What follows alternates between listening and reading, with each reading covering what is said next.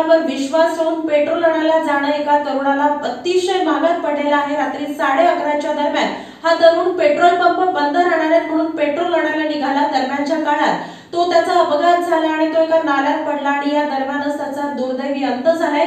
एकंदरीतच अफवेवर विश्वास ठेवणं किती महागात पडू शकतं हे आता दुर्घटनेनंतर चांगलंच समजतंय।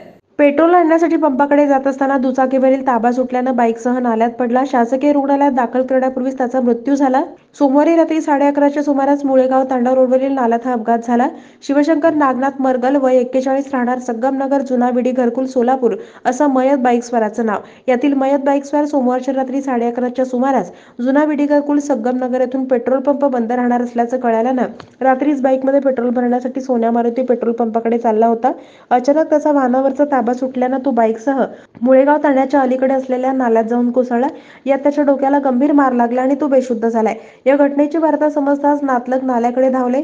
बेशुद्ध अवस्थेत त्याला मंगळवारी रात्री 1 वाजता मेहुणा भास्कर म्हाडा यांना शासकीय रुग्णालयात दाखल केलं। डॉक्टरांनी तपासून त्याचा उपचारापूर्वीच मृत्यू झाल्याचं घोषित केलं। मयत शिवशंकर यांच्या पश्चात पत्नी 2 मुलं असा परिवार आहे। एक मुलगी 12वीला तर त्यांचा दुसरा मुलगा इयत्ता 9वीत शिकत असल्याचं त्यांचे नातलग भास्कर म्हाडा यांनी सांगितले।